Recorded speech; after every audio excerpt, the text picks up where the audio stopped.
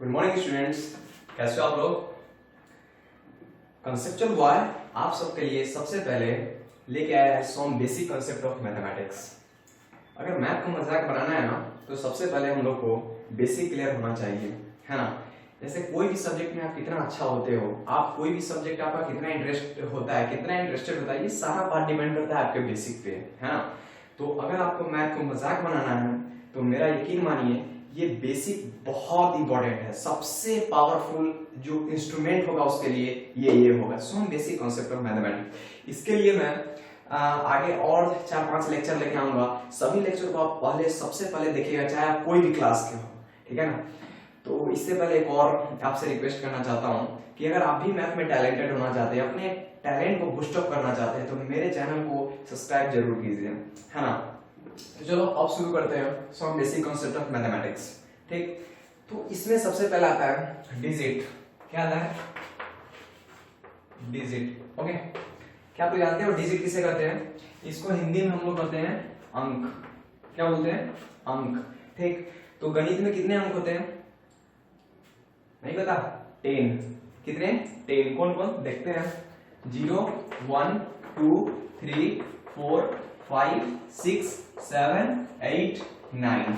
यही सबसे अंक है ना, यही 10 अंक होते हैं। ठीक, तो ये हो गया डिजिट, है ना। सबसे पहले इसको अंक कहते हैं। ठीक, उसके बाद आता है संख्या। ठीक है, आज मेरा फर्स्ट वीडियो है तो हो सकता है आपको मेरा थोड़ा सा कॉन्फिडेंस लो लग रहा होगा, इसके लिए सो सॉरी, है ना। लेकिन अपने आप को जैसे जैसे आगे बढ़ता जाऊंगा, अपने आप को इम्प्रूव करता जाऊंगा, उसके लिए आप टेंशन मत लो, ठीक है। अब आगे देखते हैं संख्या। संख्या को इंग्लिश में क्या बोलते हैं? बोलो नंबर, है ना। NUMBER, number. ओके, नंबर क्या होता है? यही कॉम्बिनेशन ऑफ डिजिट, है ना, यानी कि अंकों के मिलने से संख्या बनता है।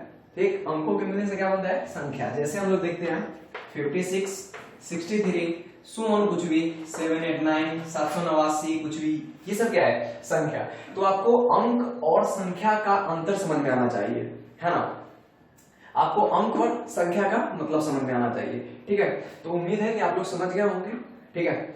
अब चलो, अब हम लोग संख्या के बारे में देखते हैं, है ना। संख्या को विस्तार पूर्वक पढ़ते हैं। संख्या, अब संख्या को 2 भागों में बांटा गया है ना। तो संख्या को कितने भागों में बांटा गया है? 2 भागों में। ठीक, कौन कौन? एक पहला आता है रियल नंबर, और दूसरा होता है इमेजिनरी नंबर। ठीक है, इमेजिनरी नंबर। इसको आप वास्तविक संख्या के नाम से भी जानते हो, वास्तविक संख्या, और इसको आप अवास्तविक संख्या के भी नाम से जानते हो। देखो, मैं आप लोगों को कोई भी चीज का डिफिनीशन नहीं लिखवाने वाला हूं, है ना, क्योंकि मेरा मानना है कि मैथ में डिफिनीशन का कोई जरूरत नहीं होता है, केवल कंसेप्ट। हाँ, डिफिनीशन उस चीज को के लिए जरूरी होता है जो फंडामेंटल होता है। फंडामेंटल मतलब जो किसी महान गणितज्ञ द्वारा आकलन के द्वारा ऑब्जर्व किया जाता है, वो चीज आप याद कर सकते हो। लेकिन कोई भी ऐसे अवास्तविक संख्या का परिभाषा, वास्तविक संख्या कुछ नहीं, ये सब परिभाषा जानने की कोई जरूरत नहीं है। ठीक, तो अवास्तविक संख्या क्या होता है? अवास्तविक संख्या आप जान लो, रूट के अंदर कोई निगेटिव संख्या होगा ना तो उसे अवास्तविक संख्या कहते हैं। ठीक है, इमेजिनरी नंबर। क्या बोले? रूट के अंदर कोई भी निगेटिव संख्या, जैसे -5 -7, है ना, रूट अंडर -8, है ना, तो ये हो गया अवास्तविक संख्या। और इसके छोड़ के जो भी संख्या आपने देखा होगा, जैसे 5 6 -5 -6 -5/6, या फिर √6 0, या फिर वगैरह वगैरह, कोई भी संख्या ले लो, ये सारे क्या आते हैं? वास्तविक संख्या। तो 10th क्लास तक हमको रियल नंबर ही पढ़ना है, 11th में जाके हम लोग को इमेजिनरी नंबर पढ़ना है। ठीक, तो अब रियल नंबर, ठीक है। अब रियल नंबर को थोड़ा देखते हैं। मैं थोड़ा ज्यादा बड़ा लिखा हूं, इसको और छोटा करना होगा। दोस्तों, आप सबसे एक और मैं क्षमा मांगता हूं कि मेरा राइटिंग थोड़ा सा डल है, इसको मैनेज कर लेना, ओके। ठीक है, तो रियल नंबर, ठीक है। अब रियल नंबर को भी यानी वास्तविक संख्या है ना, मैं इंग्लिश में लिख रहा हूं, रियल नंबर को दो भाग में बांटा गया है। कितना? दो। ठीक, कौन कौन? परिमेय संख्या और अपरिमेय संख्या। ठीक है, अपरिमेय संख्या। परिमेय संख्या किसे कहते हैं? वैसी संख्या है ना जिसे p बाई क्यू के रूप में लिखा जा सके, है ना, वेयर p और q क्या हो? p और q क्या हो? इंटीजर मतलब पूर्णांक हो। आगे मैं बताता हूं पूर्णांक किसे कहते हैं, पूर्णांक हो। ठीक, और q जो हो वो जीरो ना हो। ठीक, q जो हो जीरो ना हो, उसे हम लोग क्या कहते हैं? परिमेय संख्या। और अपरिमेय संख्या किसे कहते हैं? जिसे p बाई क्यू के रूप में ना लिखा जा सके। ठीक है, अब इसका मतलब समझाता हूं मैं। जैसे देखो 5, 6, 5/8, 9/6 और so on। ठीक, तो देखो ये 5 है, तो 5 को क्या मैं लिख सकता हूं? 5/1। ठीक, तो p क्या है? पूर्णांक। 1 क्या है? पूर्णांक। तो ये क्या हो गया? परिमेय संख्या। और उसी प्रकार 5/8 में भी 5 पूर्णांक है, 8 पूर्णांक है ना, तो ये सारे क्या हो गए? परिमेय संख्या। ठीक है, और अपरिमेय संख्या जिसे p बाई क्यू के रूप में ना लिखा जा सके, ये √3 है ना। रूट के अंदर कोई भी संख्या हो, आप सिंपल उसको अपरिमेय संख्या समझो, है ना। इसको हम लोग इस रूप में नहीं लिख सकते हैं, समझ में आया बात? ठीक है ना। तो √3, रूट के अंदर कोई भी संख्या हो वो क्या होता है? अपरिमेय संख्या। रूट के अंदर √3, √4, √5, सॉरी √4 नहीं, अब √4 नहीं होगा, है ना। √4 आप ध्यान रखिएगा, √4 का होता है 2, है ना। रूट का 4 क्या होता है? 2। सो √4 नहीं, √3, √5 जिसका पूर्ण वर्ग ना निकले, है ना, जिसका पूर्ण वर्ग ना निकले, तो वो सारे क्या होते हैं? अपरिमेय संख्या। ठीक है, अब परिमेय संख्या को भी दो भागों में बांटा गया है। परिमेय संख्या, है ना, परिमेय संख्या को दो भागों में बांटा गया है ना। एक पूर्णांक और दूसरा भिन्न। ठीक, तो पूर्णांक हो गया जैसे -1, -इंफिनिटी टू 2, -इंफिनिटी, -3, -2, -1, माइनस का सारा संख्या 0 और प्लस का सारा संख्या, है ना, 1, 2, 3, 4 ये सब। ठीक है, और भिन्न को भिन्न जैसे आप जानते हो 5/6, 7/8, है ना, p बाई क्यू का ये जिसमें दोनों नीचे मतलब 1 ना हो, है ना, वो हो गया क्या? भिन्न। ठीक, पूर्णांक में भी दो होता है ना, 3 होता है, 3। पूर्णांक को 3 भागों में बांटा गया है। ठीक है, पूर्णांक कितने भागों में बांटा गया है? 3। एक होता है 0, 0, एक होता है ऋणात्मक पूर्णांक जो -1, -2, -3 ऐसा ही करते करते -4, -5, -6, -7, -8, है ना। और उसके बाद होता है धनात्मक पूर्णांक जैसे 1, 2, 3, 4, 5 so on। ठीक है, इत्यादि। ये हो गया। ठीक, तो ये हो गया पूर्णांक को कितने भागों में बांटा गया है? 3 भागों में, 0, धनात्मक पूर्णांक, ऋणात्मक पूर्णांक। ठीक, और यही जो धनात्मक पूर्णांक है ना भाई, इसी को हम लोग क्या कहते हैं? प्राकृतिक संख्या। यही अपना जो धनात्मक पूर्णांक है 1, 2, 3, 4, 5, 6, 7, 8, 9, 10, 11, 12, 13 ये सब क्या है? प्राकृतिक संख्या। और प्राकृतिक संख्या और 0 के मिलने से जो संख्या बनता है उसे क्या कहते हैं? पूर्ण संख्या। उसे क्या कहते हैं? पूर्ण संख्या, है ना। 0 और प्राकृतिक संख्या को मिलने से जो संख्या बनता है उसे क्या कहते हैं? पूर्ण संख्या। ठीक, तो इतना आप समझ गए होंगे। मैं जैसा जैसा बोल रहा हूं अपने नोटबुक में लिखते चलो, ठीक है।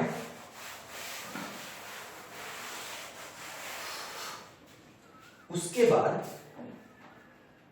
प्राकृतिक संख्या समझ गए, पूर्ण संख्या समझ गए, है ना। उसके बाद आता है सम संख्या। क्या आता है? सम संख्या। सम संख्या तो इंग्लिश में हम लोग कहते हैं इवन नंबर। क्या चीज? Even number. Okay, NUMBER। प्राकृतिक संख्या को इंग्लिश में कहते हैं नेचुरल नंबर एंड पूर्ण संख्या को इंग्लिश में कहते हैं होल नंबर। ठीक है, आप लोग इंग्लिश भी चाहे तो लिख सकते हो, कहा कि भाई ना आगे चल के इंग्लिश बहुत ही फायदा करने वाला है ना। इंग्लिश आप लोगों का कभी पीछा नहीं छोड़ने वाला है ना। और अब तो जानते हो कि इंग्लिश ही सब कुछ है। ठीक है, तो आप इंग्लिश सारे का अगर करते चलो तो ये ज्यादा बेस्ट होगा, है ना। तो सम संख्या को क्या कहते हैं? Even number. ठीक, तो इवन नंबर क्या है? सिंपल, कोई भी संख्या जो 2 से भाग लगेगा, कोई भी संख्या जो 2 से भाग लगेगा। अब ये मेरा बात अगर आपको पूरी तरह से समझ में आ रहा है तो मैं जितना बात बोलूं वो सारा आपको समझ में आना चाहिए।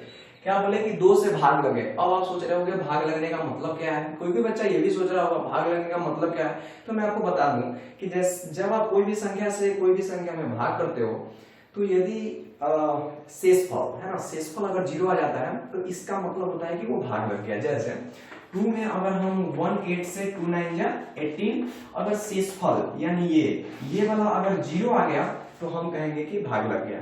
ठीक है, तो मेरा बात अगर आपको समझ में आ रहा होगा तो इसका मतलब मैं जितना बात बोल रहा हूँ वो आपको समझ में आना चाहिए। ठीक है ना, तो देखो तो इवन नंबर, ठीक, तो हम क्या बोले कि कोई भी संख्या जो 2 से भाग लगे वो सम संख्या होता है, और उसके बाद होता है ऑड नंबर, ऑड नंबर, ठीक, ऑड नंबर, ठीक, इसको हम लोग कहते हैं विषम संख्या, विषम संख्या। ठीक है, तो ऑड नंबर किसे कहते हैं, वह संख्या जो 2 से भाग न लगे। ठीक है, इसका मैं एग्जांपल लिखना भूल गया, 2 4 6 8 डॉट डॉट डॉट डॉट, और ऑड नंबर हो गया 1 3 5 7 dot dot dot dot. Okay, तो ये हो गया सम संख्या, ये हो गया विषम संख्या।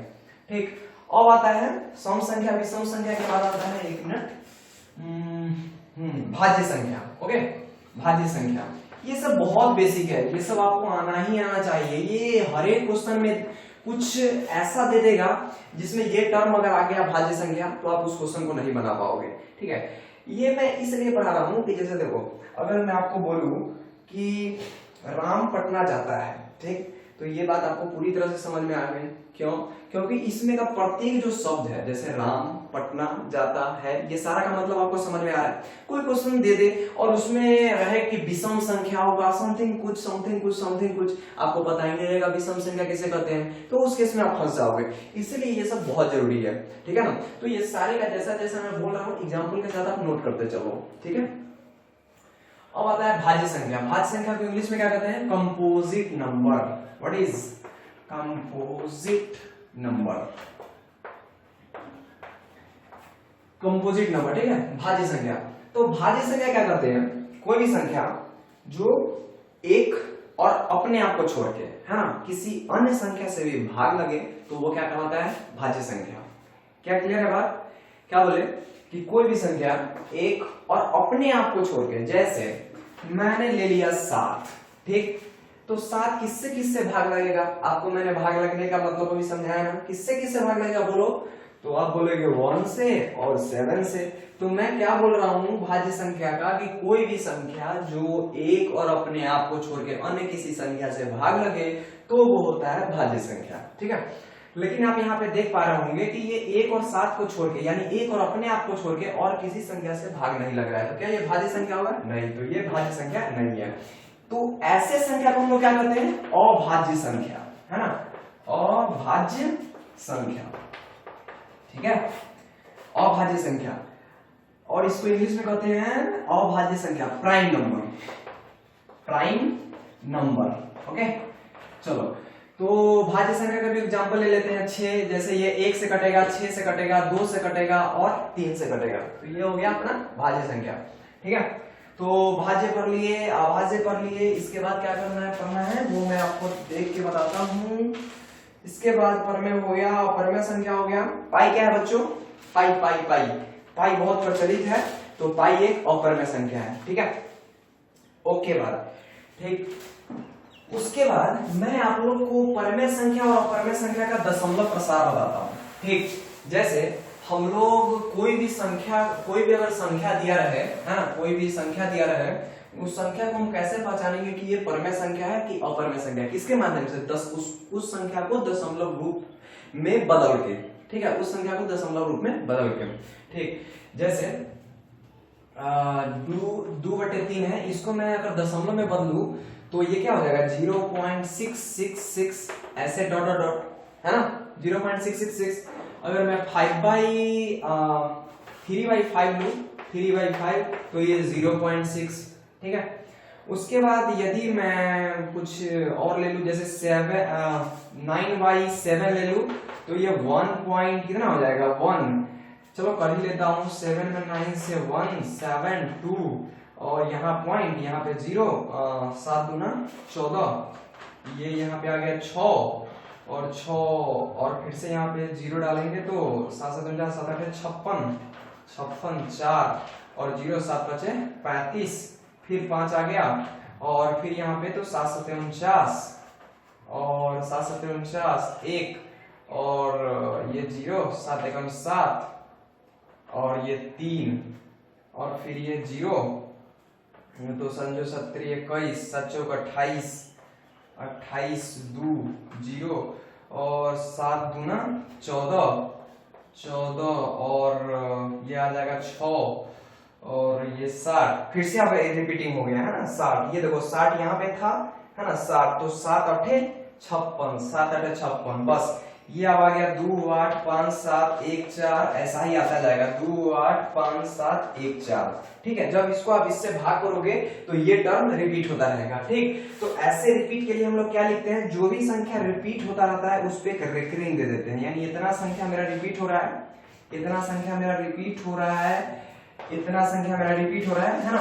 तो इसको शॉर्ट फॉर्म में लिखने के लिए हम लोग क्या करते हैं 2 8 5 7 1 4 पे रेकरिंग डाल देते हैं ठीक है। ये हो गया ठीक। ये आपको अगर दशमलव में नहीं बदलने आता है तो मैं एक और वीडियो बनाऊंगा दशमलव में बदलने के लिए ठीक। अगर आता है तो ठीक बात है ठीक। तो अब देखो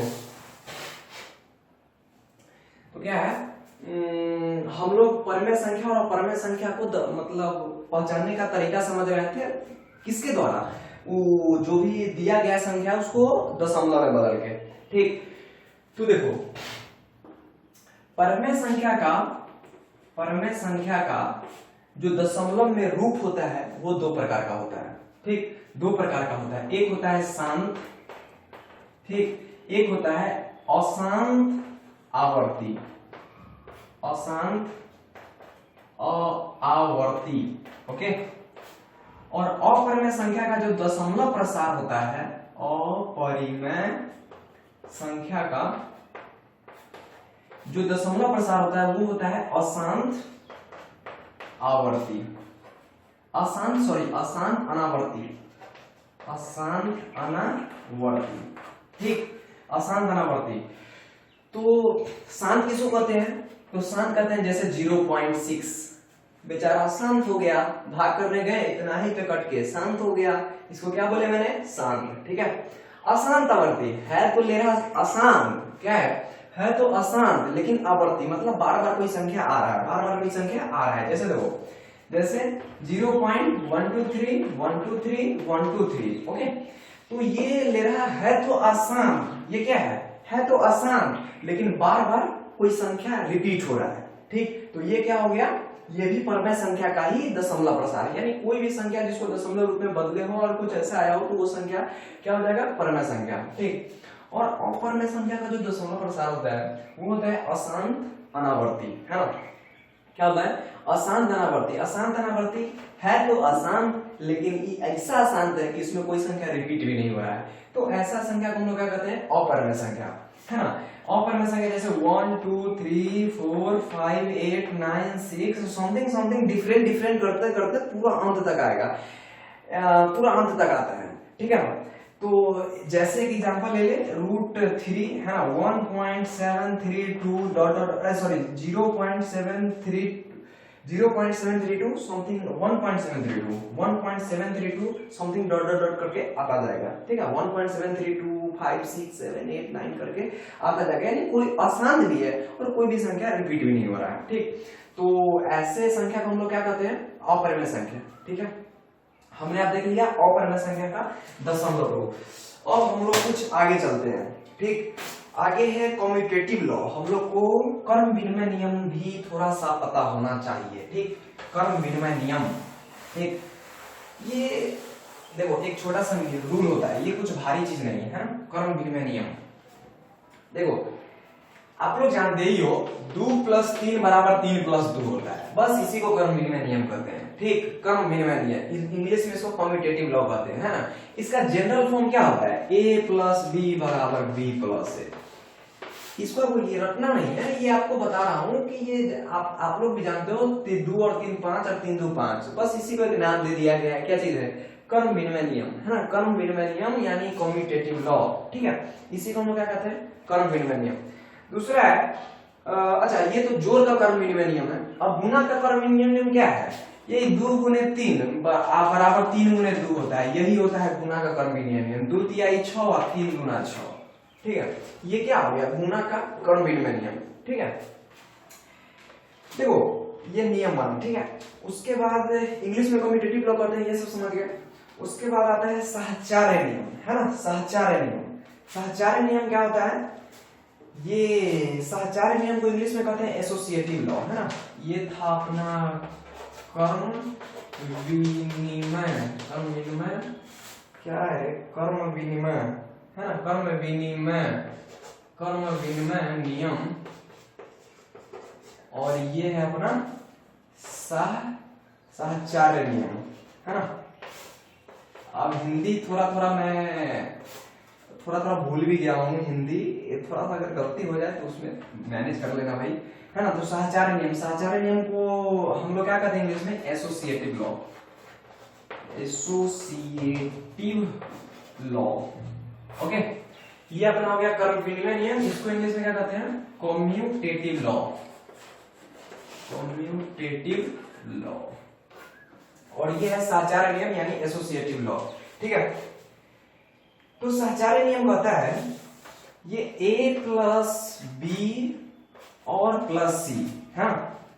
यानी मान लो आप 3 संख्या को जोड़ रहे हो, है ना? a प्लस बी प्लस सी है, a प्लस बी प्लस सी को आप जोड़ रहे हो, तो आप पहले इस दोनों को जोड़ के जो आए उसको इसके साथ जोड़ो तब, या फिर a प्लस बी प्लस सी बराबर ये। चलो इसको मैं लिख के समझाता हूं। जैसे ये देखिए, इतना बराबर होता है a plus B plus C. Okay, देखो इस ब्रैकेट का और प्लस का सी का मतलब भी आपको समझ में आना चाहिए। ठीक, ये बराबर ये होता है। आप कहोगे दोनों तरफ तो वही चीज लिखा हुआ है, a प्लस बी प्लस सी, दोनों में अंतर क्या है? तो दोनों में अंतर है, इस बात को एकदम ध्यान से देखो, है ना? ये सब चीज आपको समझना पड़ेगा।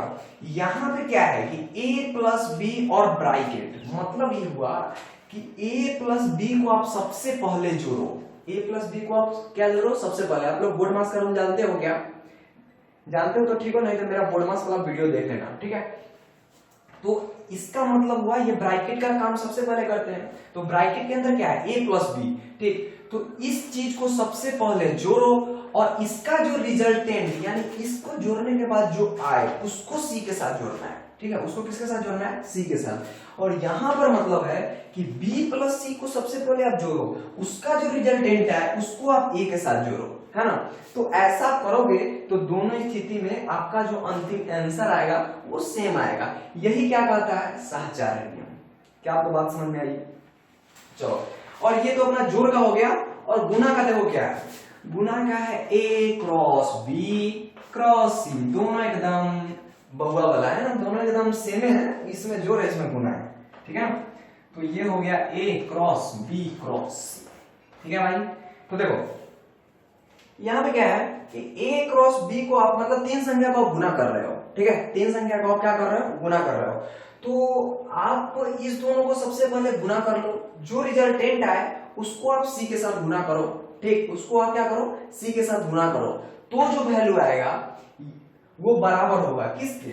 आप b और c को सबसे पहले गुना कर लो और b और c को, और जो आएगा उससे आप a को गुना कर लो, है ना? दोनों स्थिति सेम होगा। ठीक, आपको एग्जांपल के थ्रू समझाता हूं अगर आप लोग को नहीं समझ में आया, है ना? चलो, कम्यूटेटिव लॉ तो आप लोग को समझ में आ गया। अब हम लोग एसोसिएटिव लॉ को एग्जांपल के माध्यम से पर समझ लेते हैं। ठीक है, कुछ को नहीं समझ में आया होगा हमको लगता है। ठीक, जैसे देखो हम लोग को 2 3 संख्या है 2 3 5। ठीक है भाई, तो सबसे पहले हम लोगों ने क्या देखा था? a प्लस बी प्लस सी, और इधर हम लोग क्या देखा था? a प्लस बी प्लस सी।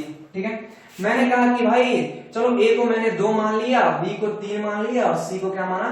5। ठीक है, तो देखो पहले हम लोग क्या करना है? a plus B. ओके, तो a को 2 प्लस 3 और प्लस 5 हम लोग वैल्यू पुट कर रहे हैं पहले। तो 2 प्लस 3 प्लस 5। ठीक है जी, तो देखो सबसे पहले हम लोग क्या करना है? इस दोनों को जोड़ना है। तो 3 2 5 5। ओके, और 5 में कितना जोड़ना है? 5। तो 5 5 10। ओके, यहां पे देखते हैं पहले क्या करना है? इस दोनों को जोड़ना है। तो 5 3 8 और 8 में कितना जोड़ना है? 2। देखो क्या 10 बराबर 10, दोनों सेम आ गया, है ना? तो बस यही रूल है, क्या बोलो? Associative law. ओके, उसी प्रकार गुना में भी है, चलो गुना में भी देख लेते हैं। गुना में मैंने क्या लिखवाया था आप लोगों को कि A cross B cross C बराबर होता है, बराबर किसका होता है, बराबर होते हैं A क्रॉस B और क्रॉस C के, ठीक है भाई। तो देखो तो जैसे हम लोग भले पुट करते हैं 2 गुने 3 गुने 5 और 2 गुने 3 और इसको मल्टीप्लाई करना है 5 से। तो सबसे पहले ब्रैकेट का काम, 3 बचे 15, उसके बाद मल्टीप्लाई 2 था तो 2, इधर क्या है, ये पहले ब्रैकेट का काम, तो 2 3 जा 6 into 5, ओके। तो 15 2 जा मतलब 15 गुना 30 और इधर भी 6 पंचे 30, देखो दोनों बराबर है क्या। बस यही रूल क्या कहता है, यही रूल है एसोसिएटिव लॉ, साहचर्य नियम, ठीक है। उसके बाद में आपको बताना है युज्य प्रतिलोम, additive inverse and multiplicative inverse, यानी कि गुणात्मक प्रतिलोम, ठीक है। बहुत बार आपने सुना होगा भाई युज्य प्रतिलोम क्या होता है, गुणात्मक प्रतिलोम क्या होता है। प्रतिलोम में विलोम छुपा हुआ है ना, प्रतिलोम में क्या छुपा हुआ है, विलोम, और विलोम का मतलब क्या होता है, उल्टा। क्या होता है भाई, उल्टा, ठीक है। हम लोग को पहले निकालना है युज्य प्रतिलोम, क्या चीज, युज्य प्रतिलोम, है ना, प्रतिलोम। इसमें आप ध्यान से देखो तो विलोम छुपा हुआ है, विलोम का मतलब होता है उल्टा, है ना, और युज्य का मतलब होता है जोड़, आपको इसको पता होना चाहिए, जोड़, ओके, ये होता है प्लस, ठीक। युज्य प्रतिलोम, इसको इंग्लिश में कहते हैं additive inverse, additive inverse, okay. तो देखो ये हो गया अपना युज्य प्रतिलोम यानी एडिटिव इनवर्स। एडिटिव इनवर्स कोई भी संख्या दिया है ना, बस उसके प्लस रहे तो माइनस कर दो, माइनस रहे तो प्लस कर दो, बस यही है एडिटिव इनवर्स, सिंपल, ओके। जैसे -5 रहे तो +5 कर दो और -6 रहे तो +6 कर दो, -5/6 रहे तो +5/6 कर दो, ओके। कुछ भी रहे, -√3 रहे तो +√3 कर दो, समझ में आ गया बात, ठीक है। प्लस को माइनस करना है, बस यही है क्या, युज्य प्रतिलोम, एडिटिव इनवर्स। देखो है कितना इजी, लेकिन आप सोचो अगर इस बात को आपने सबसे पहली बार सुना हो तो कितना ये भारी लगेगा कि एडिटिव इनवर्स क्या होता है भाई, एडिटिव इनवर्स, ठीक है। तो होता कुछ नहीं है, आपको बस समझना है, ठीक है। चलो क्या हम लोग आगे देखें, युज्य प्रतिलोम हो गया, उसी प्रकार गुणात्मक प्रतिलोम। अच्छा एक बात तो मैंने बताना भूल ही गया, कोई बात नहीं। देखो युज्य प्रतिलोम हमने तो ऐसा निकाल दिया, लेकिन इसका कुछ आप लोग कुछ समझ पा रहे हैं, उसमें मतलब कुछ ऑब्जर्व कर रहे हैं कि युज्य प्रतिलोम में कोई प्रॉपर्टी भी हो सकता है क्या, आपने पकड़ा। तो युज्य प्रतिलोम जब हम निकालते हैं तो जिस संख्या का युज्य प्रतिलोम हम लोग निकालते हैं और जो वैल्यू आता है दोनों को जोड़ेंगे तो कितना आएगा, जल्दी बोलो, 0, वेरी गुड। जैसे देखो 5 को अगर मैं निकाला तो -5, तो 5 प्लस -5 बराबर कितना, 5 प्लस -5 तो 0, है ना।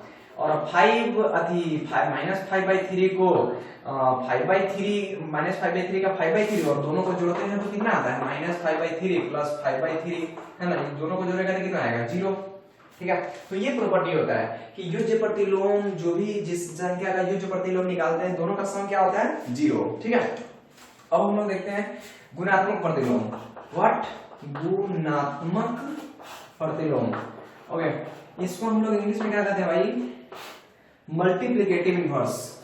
व्हाट इज मल्टीप्लिकेटिव इनवर्स, ठीक है, मल्टीप्लिकेटिव इनवर्स, ठीक। तो इसको निकालने के लिए और बच्चा वाला तरीका देखो, ये जैसे 5 है तो इसको कुछ नहीं करना है, एक लाइन ये संख्या पुटिंग 5/3 है तो एक लाइन 5/3, ठीक, ये बराबर होता है 3/5 का, ठीक है। ये ऊपर पलट जाता है, ठीक है। ये कैसे पलटता है क्या आप लोगों को समझ में आता है, नहीं, तो फिलहाल इसमें आप यही रखो कि अगर भिन्न रहेगा ना तो इसका गुणात्मक प्रतिलोम सीधा इसका पलटी, यानी 5 नोमिनेटर माने हर में अंश का हर कर देते हैं, हर का अंश कर देते हैं, ठीक। अंश का हर जैसे 5/3 का 3/5, इसको यहां लेगा, इसको यहां लेगा, ठीक है। तो ये होता है क्या, गुणात्मक प्रतिलोम, ठीक। ये क्या होता है, गुणात्मक यानी मल्टीप्लिकेटिव इनवर्स।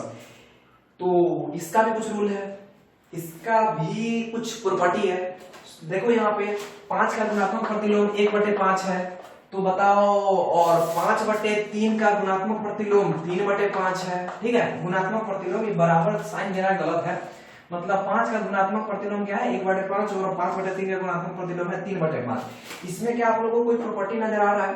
सोचो सोचो, वीडियो पॉज करके सोचो, ठीक है।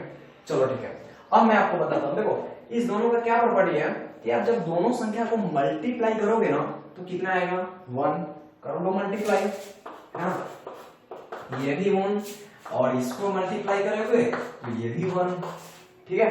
तो गुणात्मक प्रतिलोम का होता है कि जिस संख्या का गुणात्मक प्रतिलोम निकालते हैं उस संख्या से मल्टीप्लाई करने पे गुणनफल कितना आता है, गुणनफल मतलब गुना का फल, ठीक है। तो गुणनफल कितना आता है 1, ठीक है। गुणनफल कितना आता है 1, हर किसी में 1, चाहे वो माइनस हो चाहे वो प्लस हो, ठीक है। ऐसा नहीं कि माइनस के साथ किए तो -5, चलो माइनस का भी देख लेते हैं। जैसे -5 है ना, -5 का गुणात्मक प्रतिलोम क्या -1/5 है ना, -1/5। यानी देखो मैंने क्या किया, जो हर था उसको ऊपर ले गया और अंश था उसको नीचे ले गया, दोनों को मल्टीप्लाई करो माइनस माइनस प्लस, तो ये हो गया 5 से 5 कट गया यानी 1। समझ में आ गया बात? उसके बाद क्या है भाज्य। देखो भाग का कुछ नियम होता है, भाग आप करते हो ना भाई, जैसे मान लेते हैं 8 में आप पढ़ते हो 9 6 4 8 16, ठीक है, और समथिंग 0। मान लो आपने इसमें भाग किया, ठीक है, मान लो आपने इसमें भाग किया, तो आप भाग ऐसे ही ना करते हो भाई, 8 × 8 1 16 8 × 16 है ना, कट गया, 4 नहीं लगाते हो 0, ऊपर से उतरा 8 8 6 48 8 6 48, ये कट गया, और 1 नहीं लगाता 0, ऊपर से आ गया 6 8 × 16 8 × 16 0 नहीं लगाता यहाँ पे 0। तो भाई ये भाग ये हो तो क्या इसमें और इसमें कुछ रिलेशन बन सकता है? हाँ, एक रिलेशन बन सकता है, ठीक है, एक रिलेशन होता है इस सारे में। इससे पहले हम लोग सबका नाम जान लेते हैं। इसको हम लोग क्या कहते हैं भाज्य। क्या चीज? भाज्य। इसको भाज्य कहते हैं कि भाजक कहते हैं भाई, मैं भी थोड़ा सा भूल जाता हूँ ना। इसको सॉरी भाजक बोलते हैं, ठीक, इसको क्या बोलते हैं भाजक।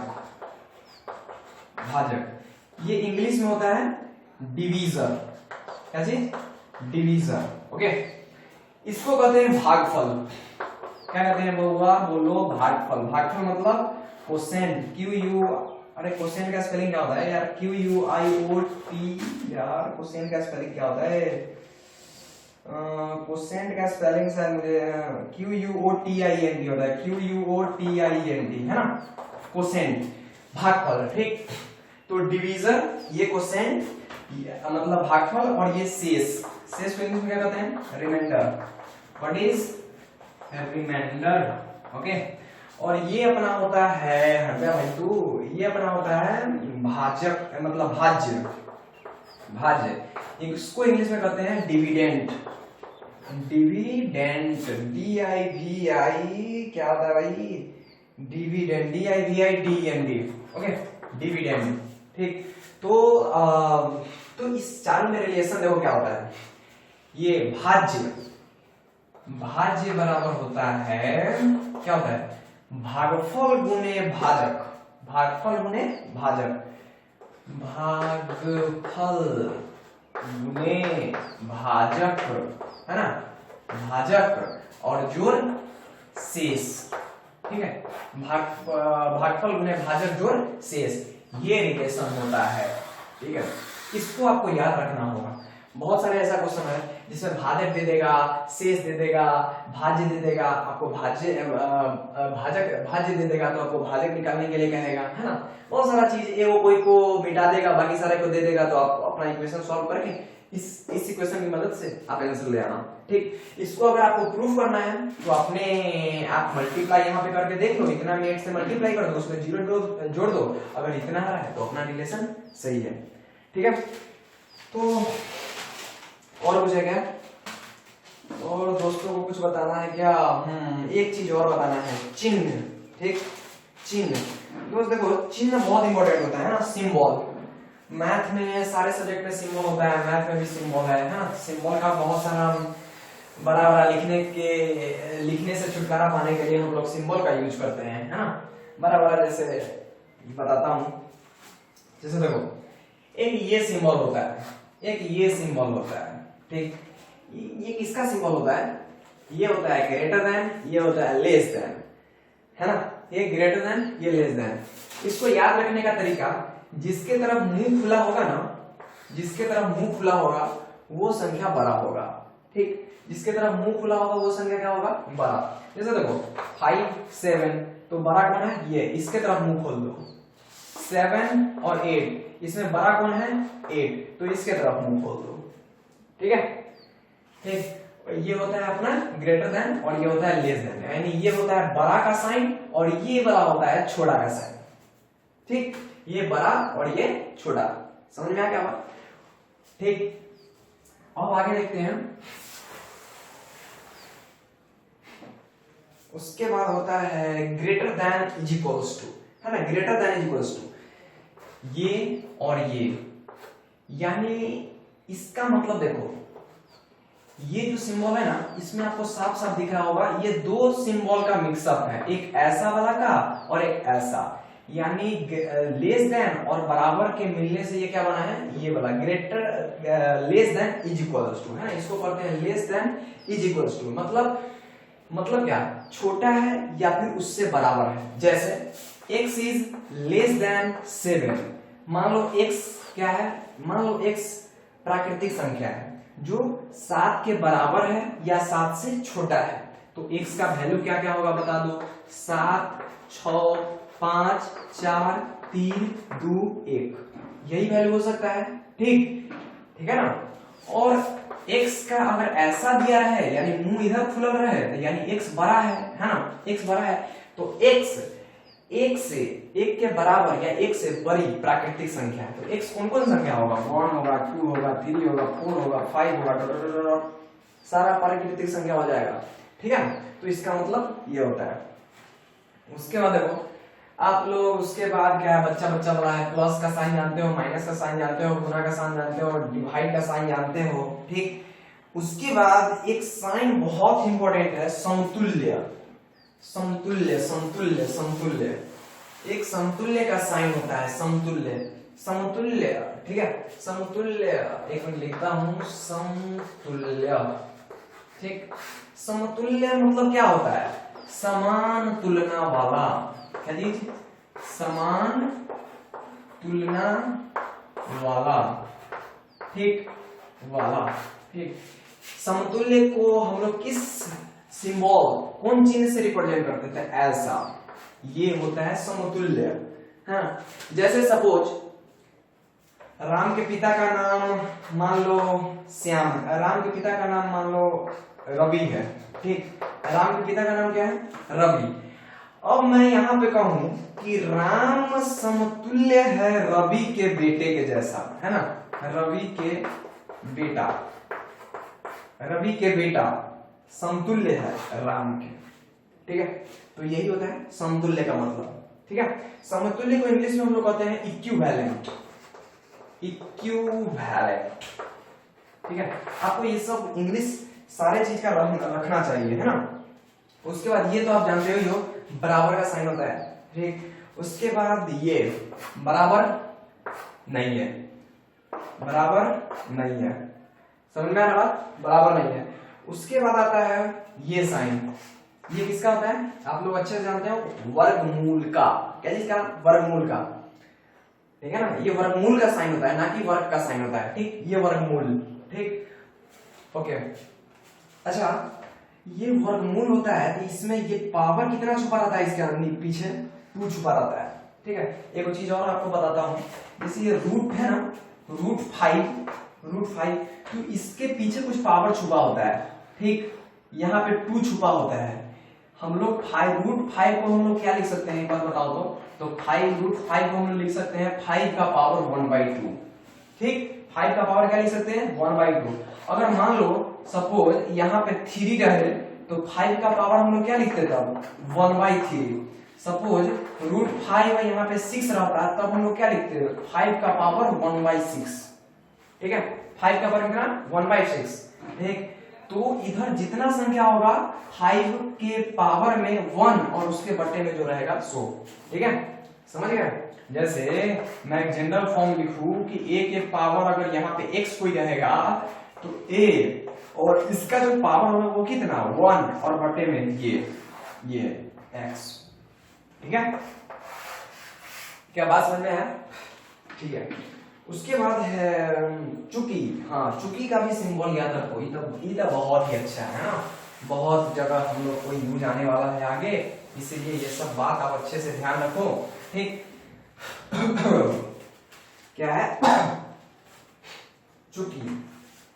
देखो भाई, दो गो स्ट्रेट लाइन में और एक गो इसके बीच में नीचे। ठीक, इसको हम लोग क्या कहते हैं? चुकी। लिखने आता है आपको चुकी? मुझे हिंदी लिखने में बड़ा दिक्कत होता है भाई, अब इंग्लिश पढ़ने लगा हूं तो हिंदी लिखने में बड़ा दिक्कत होता है। सिंस, इसको इंग्लिश में कहते हैं सिंस। ठीक है, दो को स्ट्रेट लाइन में और एक को नीचे, तो ये हो गया चुकी, सिंस। और इसी के उल्टा इसको ऊपर ले गए, यानी ये आएगा और ये यहाँ और ये यहाँ, यानी दो को स्ट्रेट लाइन में आएगा ऊपर, तो ये होता है इसलिए। क्या होता है भाई? इसलिए। ठीक है ना, इसलिए। ठीक, इसको इंग्लिश में कहते हैं हेंस या फिर देयरफॉर। देयरफॉर, ठीक है, हेंस या फिर देयरफॉर।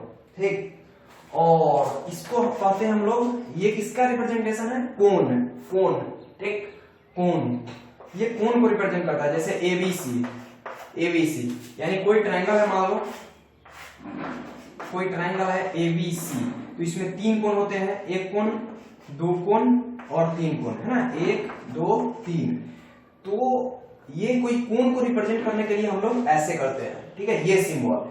तो देखो, जैसे अगर हमको बी को रिप्रेजेंट करना है ना, तो हमको लिखते हैं ए बी सी, यानी जो भी कोण को रिप्रेजेंट करना है उसको बीच में हम लोग लिखते हैं। जैसे बी को अगर रिप्रेजेंट करना है तो बी को बीच में लिखेंगे, ए को रिप्रेजेंट करना है तो ए को बीच में लिखेंगे। जैसे देखो, ए को बीच में लिख दिए, यहाँ पे हम लोग बी लिखे तब, या फिर सी लिखे तब, मतलब बी ए सी लिखे तब, या फिर सी ए बी लिखे तब, है ना, दोनों बतवाई जैसे सेम। ठीक है, इस दोनों का बात सेम ही होता है ना। तो ये हो गया कोण, और इसी कोण को मैंने ऐसे कर दिया, यानी एकदम राइट एंगल, तो ये रिप्रेजेंट कर रहा है राइट एंगल एबीसी, यानी कोई ऐसा त्रिभुज जिसका बी जो कोण हो वो क्या हो? राइट एंगल, मतलब 90 डिग्री का हो। ठीक है, तो ये मेरा था फर्स्ट बेसिक लेक्चर।